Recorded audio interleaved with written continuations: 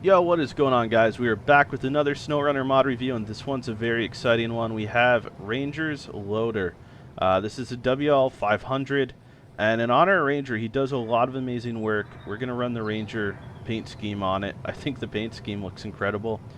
The Ranger stickers look incredible. Yeah, just I think everything about this so far looks pretty incredible. Now, what we're going to do is start it up. Engine sound and startup sound is incredible, and the delay is absolutely perfect. We're going to load this up and we're going to transport it, and we're going to see how it can do. And this is where it gets interesting, guys, because I've seen a lot of equipment like this make their way into SnowRunner and even MudRunner before. It's interesting to see how they impact what you're loading it onto, and that's one aspect of whether you're going to use this long term or not. So drop a like on the video, drop a sub on the channel. Let's jump into it, guys.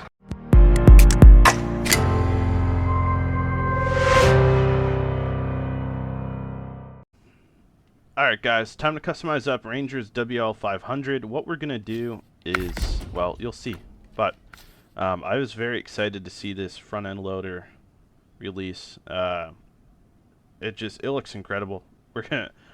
I can't stop looking at it. We got to customize it, but I just can't stop looking at it. So we have the Ranger heavy-duty engine. It's the only engine option. It is a 6.7-liter engine. We got the Ranger heavy-duty gearbox, 4-speed transmission with torque converter lockup. Suspension, we have the Ranger factory default. Tires, we have 63 Ranger Dirt Miner, but we can also get the 63 Ranger Mud Digger, and that's what we're going to go with. That's what's on by default. Winch, we're going to take the offline winch, or actually we're going to take the advanced heavy.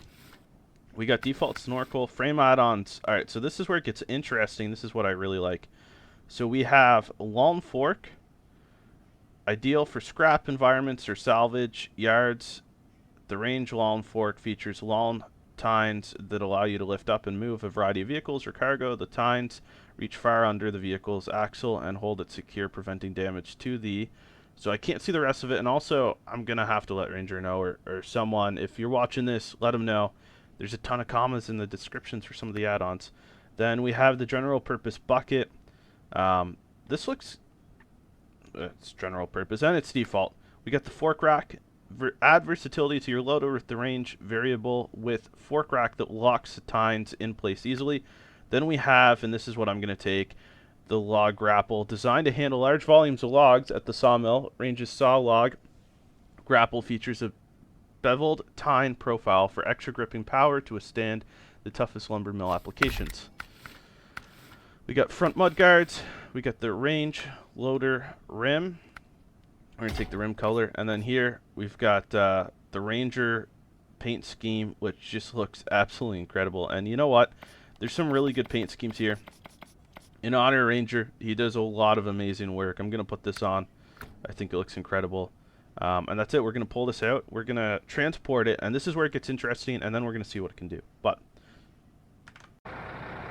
alrighty, so first things first, we have the Ranger steering wheel, and the interior looks, incredible. The glass has really nice textures on it. You know, it's got some dirt. It shows that it's been used. This actually gets used. It's not brand new. It's actually used. You can see it on the quarter panels and the fenders. So what we got to do, we got to operate this fork. We got to raise this just a little bit.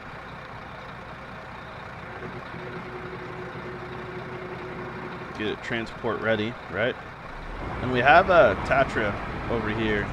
Now, call me crazy, right? But it is a really heavy-duty truck, and these flatbed platforms are new. So I want to try to load this on to see how it handles. And if it can't handle this, then we're going to grab a trailer, obviously.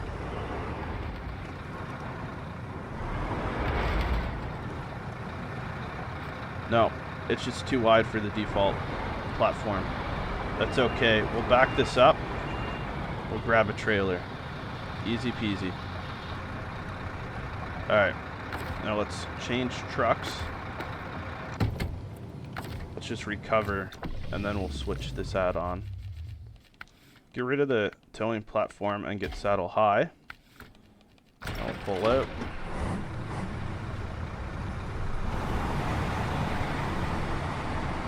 Actually, you know what? Here's the thing. I'm gonna have to double check.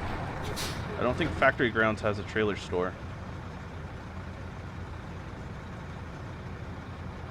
That might be one that I haven't discovered, but I doubt it. Yeah, no, there's no trailer store. That's alright. We're gonna drive this all the way down. But it goes to show, so this is good. This is one of the things I wanted to do. It'll be interesting to see how this handles going all the way there on its own.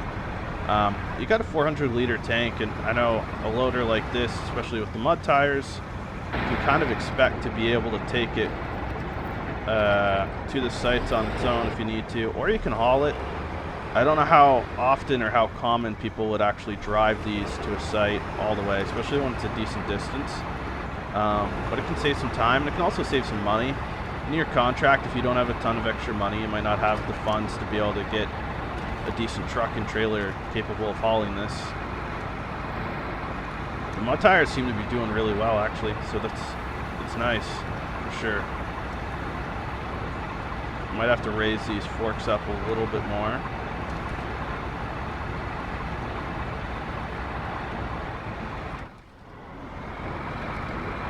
We haven't really hit anything that we couldn't control yet. The lights look incredible. I'm actually going to go back in the afternoon, though, when it's a little bit brighter.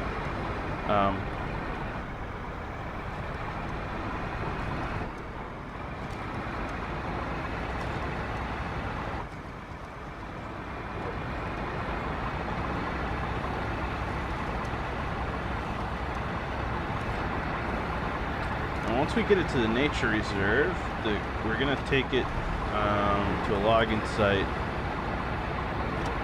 I remember using one of the cats as a recovery vehicle for when it got really nasty.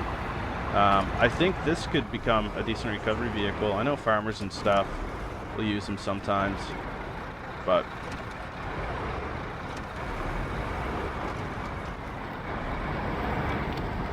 so it would have quite a bit of torque to be able to recover something stuck. It's a lot of low-end torque, so the wheels don't break free as easy as, you know, a pickup or a semi.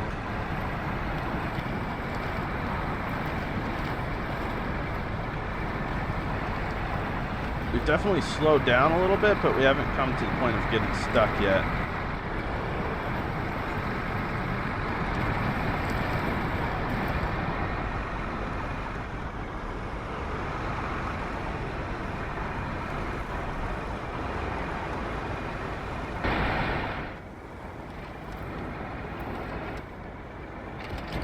The suspension play and just cab movements are spot on as well.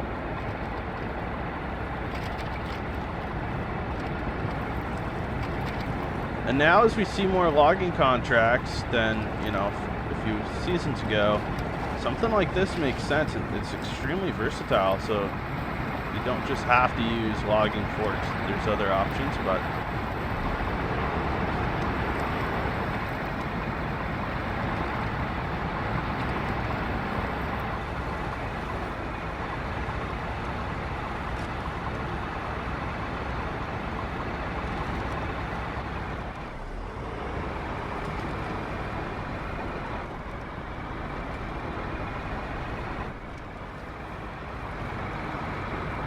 put it in a high gear here.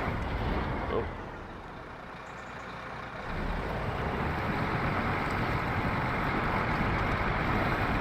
There we go.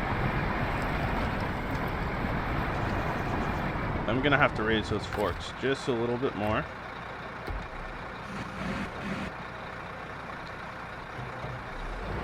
Just didn't want to unbalance it too much either.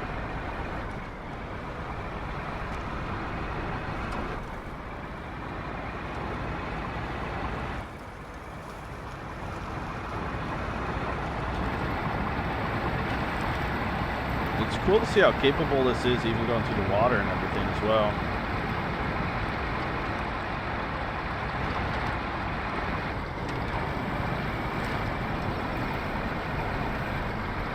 The current's, it's not getting it, but you can tell it's pretty close. And it's close to taking engine damage because of the water. The water is a little deep here for this, for sure. No snorkel or anything crazy.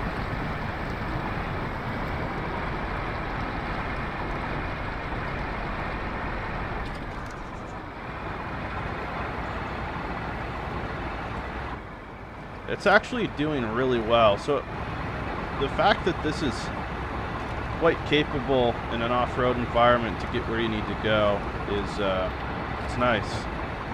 It's reassuring.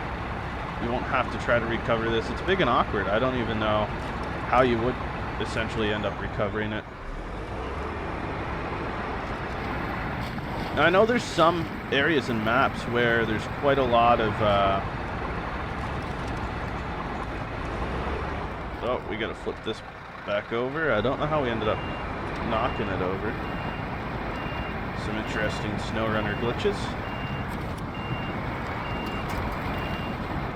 Oh, I wasn't trying to... Yeah, okay.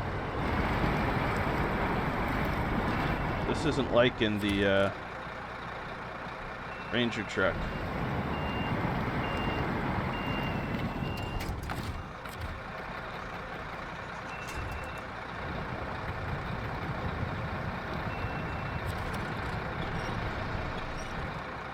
Okay, now let's go here. Let's control fork, and the winch stays on.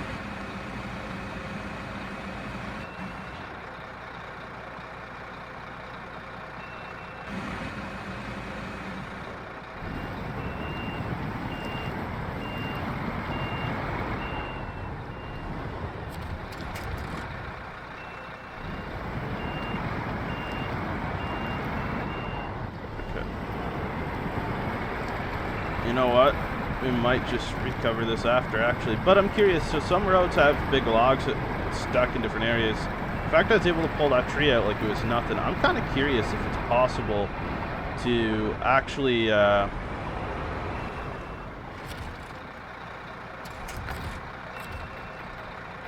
grab them and move them with this. That would be very interesting if you could. There we go. It shifted on its own and it helped me out. That wasn't bad.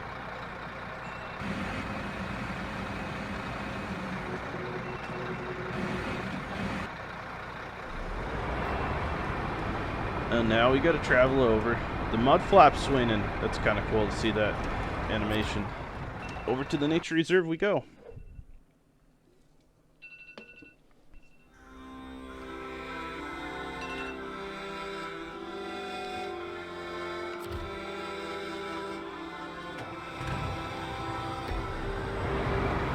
We're going to bring it over here, guys, and this is where we're going to end the review.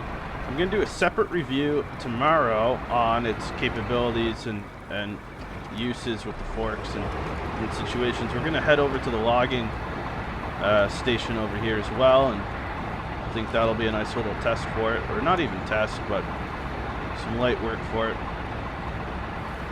We'll come back over here to Sand Bruiser, try to keep all our vehicles in the same spot if we can.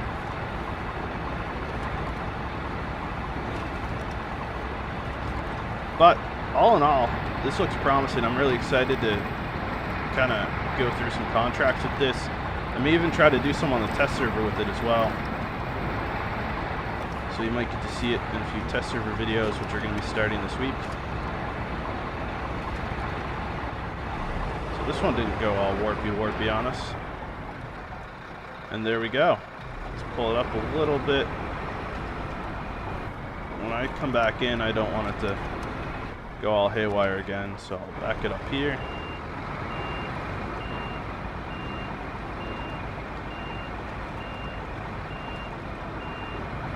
And this is where we're gonna leave it, guys. Thanks so much for tuning in. Don't forget to drop a like on the video and a sub on the channel, guys. We'll be back with some more content this week. We're gonna check this out in action, put in it through some work, and hopefully see it in the test server as well, guys.